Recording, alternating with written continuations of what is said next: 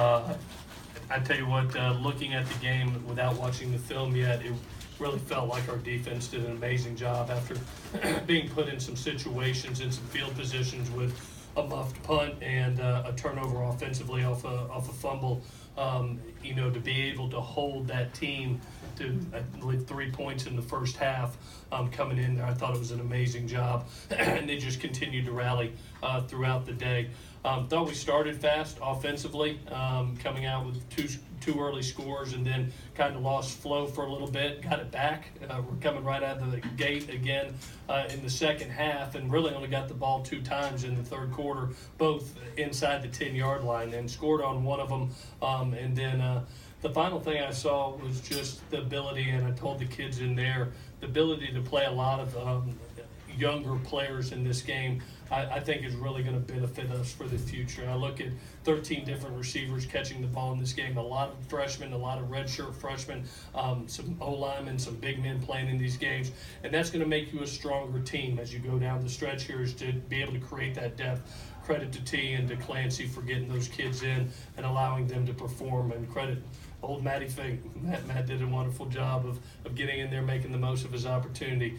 I'd like to thank Coach Anderson personally for the class that he showed, for allowing us to get Jake in and to perform his craft. It was very nice.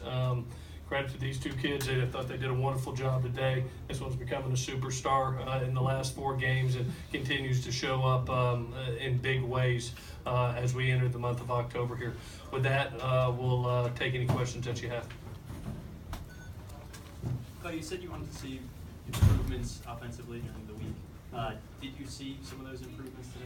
Yeah, I thought in some areas I did. I really wanted to get out of the gate fast, and the opening drive as well as the next drive after the turnover. I really was what I was hoping would happen. I also wanted to see coming in out of halftime, make any adjustments that were there, and be able to sustain a drive right off the bat in the third quarter. That was good. That was a good thing.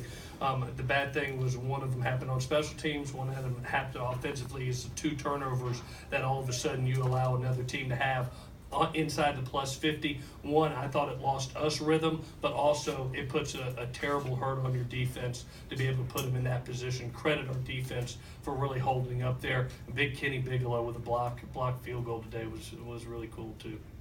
Coach, obviously a lot of injuries have plagued the offensive front so far this season, but what kind of a job do you think those guys did up front today? We'll have to watch the tape. I feel like some of it was good and some of it was off. I know we missed an opportunity for a big shot.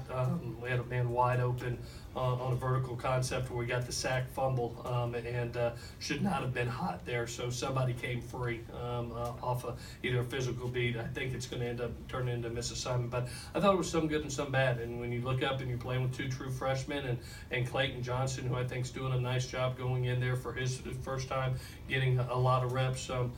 Not bad. Not bad. I wouldn't call it great yet, but we're moving forward.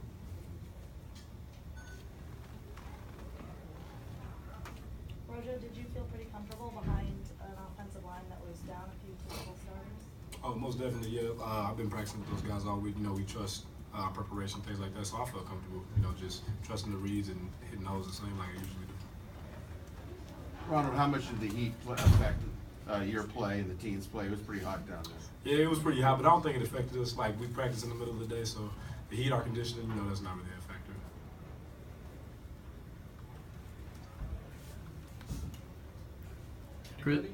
Clay, with some of the turnovers, Sam's interception, what do you think happened on that play? I know the 1 sack fumble just gets it knocked out of his hands. You sit there as a quarterback a lot of times and you don't expect to be hot in that situation. It was a 5-man pressure, I think a cross-dog pressure, and then it sneaks up on you and takes you by shock. Actually, he worked the correct side on the interception. Worked the correct side. It just did not see the interior linebacker. He had cloud coverage to that side, trying to hit a corner route. Corner triggered, but the inside interior backer flew and just didn't see him. Something that we gotta just correct and move on. Christian, why are you shaking your head no when Coach is saying that you turn into a superstar right before our eyes? I mean, obviously been a big part of this defense this year, and you're playing really well. Yeah, I just like to be pretty humble about where I started and where I am now. And And so as I'm seeing this, I guess, popularity or more notoriety come to me, you know, I just like to keep my head down and prepare week in and week out like I always been doing. Does it still kind of feel the same though? You know, the day in and day outs. Yeah, it's still a grind, but you know, we always try to chase that 1-0 on the week. Clay, Brandon Peely played for the first time on it. What went into the decision not to redshirt him this year? Really Marlon being down and not knowing exactly where Marlon's going to be for the future. We felt like we needed another interior big man, and we'll see where Marlon is. He's going to visit with the doctors this weekend, and we'll have more of a view of where he's at. He's played in 4 games, so if we do need to do anything to surgically, he would be able to have his redshirt year back, and so that will weigh into the decision. But at this point in time, not knowing the prognosis, we needed another big man, and Brandon's light has kind of come on in practice, and wanted to get him out there and get him going. Clay, is Tyler Vaughn's doing things better than he was at the beginning of the year, or is he just getting more of an opportunity? I think he's one of those kids that we talk about improving.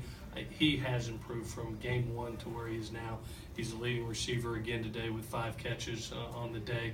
And you can see, I've always felt like, you know, a quarterback starts out with a group of men and they go to war and and get reps together and experience together, and that trust is built and that chemistry is built. Well, we're starting to see that. You know, he's got that with Deontay. He's got that with Stephen Mitchell. You know, you start feeling it now with the Tyler Vaughns. It was great to get Michael Pittman out there healthy, making a couple plays out there. So it was great to get, you know, Josh Follow involved, you know, in his first touchdown catch. So as these young kids grow up, there's going to be more of a chemistry, and there's a bunch of them. You saw 13 of them catch the ball today, and we just got to get them on the same page 100% of the time. Clay, given that you're going to face Utah and then Notre Dame, you're at the midpoint of the season, how comfortable are you where the team is right now? Are you pleased with where they're at? Nowhere near a finished product, just being honest. You know, there's going to be some things that we're going to see on this tape today that are going to frustrate you as a coach, and there's going to be some things that you look at and say, wow, we're progressing in this area. It is October, and that's, you know, our hallmark here has been, you know, to improve in the month of October and take big leaps. So we have 2, as you said, 2 major competitors coming up. Utah's leading the South right now, and we sit right behind them. So obviously it's going to be a huge game for us next week. Without the benefit of having looked at the film, what frustrates you right now?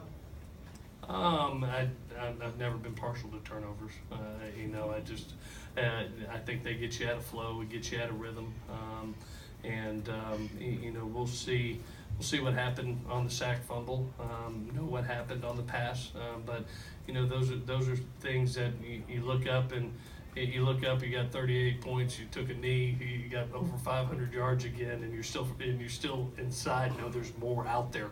That's a good thing. You know, when you have over 500 yards and your guts are hurting inside that we left more out there, that's a good feeling to have. If that's your worst day, be happy. Let's do one more. For Western Michigan, you called Coach Lester before the game. Did you do something similar with I talked to Coach Anderson prior to the game, as well as our referees. I always make sure that everybody is on the same page. And again, credit to the class of Gary Anderson and Oregon State, as well as the Pac-12 referees, to be able to allow us to set everything up and call timeout.